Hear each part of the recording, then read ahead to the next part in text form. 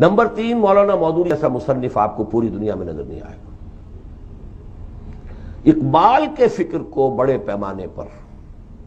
مولانا مودودی کے ہاں original thought ہے لیکن کم ہے، اور اس میں کوئی بات نہیں ہے کسی کے لیے جھجک کی۔ اوریجنل بات تو نبی کے پاس آیا کرتی ہے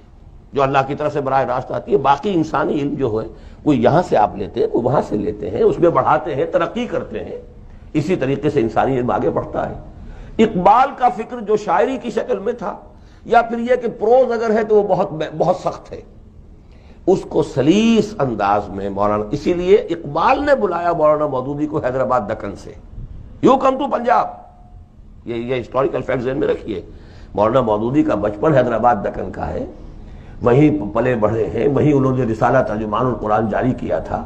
اور میرے بڑے بھائی خود راوی ہے کہ مولانا مودودی نے ان سے خود یہ فرمایا کہ میں جب تک حیدرآباد میں تھا کوئی مجھ سے آ کر یہ بھی نہیں پوچھتا تھا کہ تمہارے منہ میں دانت کتنے ہیں۔ وہ جماعت اسلامی کے رکن تھے، سینئر ارکان میں سے تھے میرے بڑے بھائی، ان کی روایت ہے۔ پنجاب میں آ کر انہیں ایک بڑا فروغ حاصل ہوا ہے، قبول عام حاصل ہوا، اس لیے کہ اقبال کی شاعری نے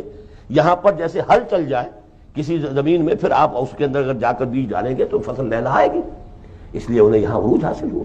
بہرحال مولانا مودودی جیسا مصنف نو پیرلل، جس انداز میں انہوں نے اسلام کا معاشرتی نظام، پردہ جیسی کتاب، سود کے